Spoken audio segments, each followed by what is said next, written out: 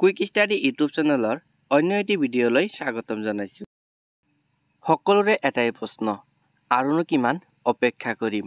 অপেক্ষা কৰি কৰি ভাগৰি পৰিছোঁ। মৰমৰ বন্ধু-বান্ধৱীসকল, কোনে কোনটো এক্সামৰ ফলাফলৰ বাবে অপেক্ষা কৰি আছা? কমেণ্ট বক্সত জনাবলৈ নাপাহৰিবা। মৰমৰ বন্ধু-বান্ধৱীসকল, বহুতে প্ৰশ্ন কৰি আছে যে গ্ৰেড 4, গ্ৰেড 3 আৰু LP UP মেৰিট লিষ্ট কেতিয়া প্ৰকাশ পাব? যোৱা 19 আগষ্ট তাৰিখে ফৰেষ্টাৰ 1 আৰু ফৰেষ্ট গাৰ্ডৰ এপইণ্টমেণ্ট ডিষ্ট্ৰিবিউশ্যন চেৰেমনিত কোৱা হৈছিল যে গ্ৰেড 4 আৰু VCDC ছেক্ৰেটাৰীৰ এপইণ্টমেণ্ট কালি অথবা পৰহি অৰ্থাৎ 20 আৰু 21 তাৰিখত প্ৰদান কৰা হ'ব বুলি। কিন্তু এতিয়ালৈকে গ্ৰেড 4ৰ ফলাফল ঘোষণা কৰা নহ'ল। বহুতে ফলাফল ঘোষণা নকৰাৰ কাৰণ সন্দৰ্ভত বহুত কথা কৈ আছে, কিন্তু এতিয়ালৈকে কোনো ধৰণৰ অফিচিয়েল ক্লাৰিফিকেশ্যন অহা নাই। যোৱা 19 আগষ্ট তাৰিখে ফৰেষ্টাৰ 1 আৰু ফৰেষ্ট গাৰ্ডৰ এপইণ্টমেণ্ট ডিষ্ট্ৰিবিউশ্যন কৰাৰ পিছৰে পৰা এক কণ্ট্ৰভাৰ্চিৰ সৃষ্টি হৈছে, য'ত বহুতে প্ৰশ্ন কৰিছে যে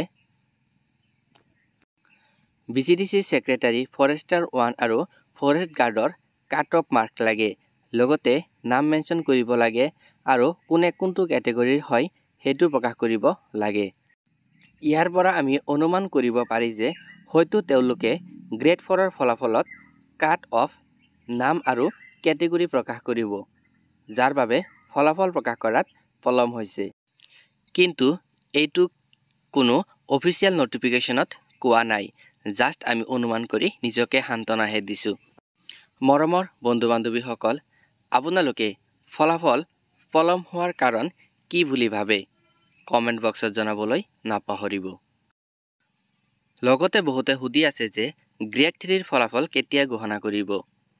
গ্ৰেড 3ৰ যি পৰীক্ষা আছিল, সেই পৰীক্ষাটো দুটা লেভেলত অনুষ্ঠিত হৈছিল, ডিগ্ৰী লেভেল আৰু HS লেভেল, আৰু প্ৰতিটো লেভেলতেই এক্সট্ৰা ডিপাৰ্টমেণ্ট আছিল আৰু প্ৰতিটো ডিপাৰ্টমেণ্টৰ বাবে আমি এক্সট্ৰাকৈ এপ্লাই কৰিব লাগিছিল।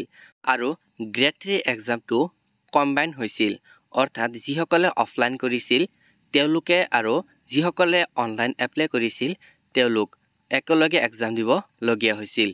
আৰু বহুতো কেণ্ডিডেটে অফলাইনো এপ্লাই কৰিছিল আৰু অনলাইনো এপ্লাই কৰিছিল, আৰু কিছুমানে 4টা-5টাকৈ পোষ্টতো এপ্লাই কৰিছিল। আৰু এডমিট অহাৰ সময়তো তেখেতসকলৰ 4টা-5টাকৈ এডমিট আহিছিল, কিন্তু অফিচৰ ফালৰ পৰা কোৱা হৈছিল যিকোনো এটা এক্সাম চেণ্টাৰতেই পৰীক্ষা দিব পাৰিব বুলি। লগতে তেওঁলোকে কৈছিল যে প্ৰতিটো পোষ্টৰ বিপৰীতে এক্সট্ৰাকৈ কাট অফ প্ৰকাশ কৰিব।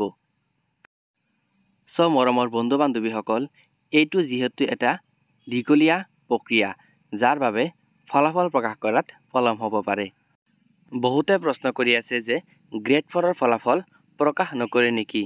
মৰমৰ বন্ধু-বান্ধৱীসকল, পৰীক্ষা হৈছে যদি ফলাফল ঘোষণা হ'বই, অপেক্ষা কৰক। আৰু বহুতো শিক্ষাৰ্থীয়ে শিক্ষক হোৱাৰ সপোন লৈ LP আৰু UPৰ মেৰিট লিষ্টৰ বাবে অপেক্ষা কৰি আছে। যোৱা 19 আগষ্ট তাৰিখে প্ৰমোদ বড়ো চৰকাৰে কোৱা অনুসৰি LP আৰু UPৰ মেৰিট লিষ্টৰ ক্ষেত্ৰত NISৰ সমস্যা সমাধান হ'লেই ফলাফল প্ৰকাশ কৰিব। ধন্যবাদ।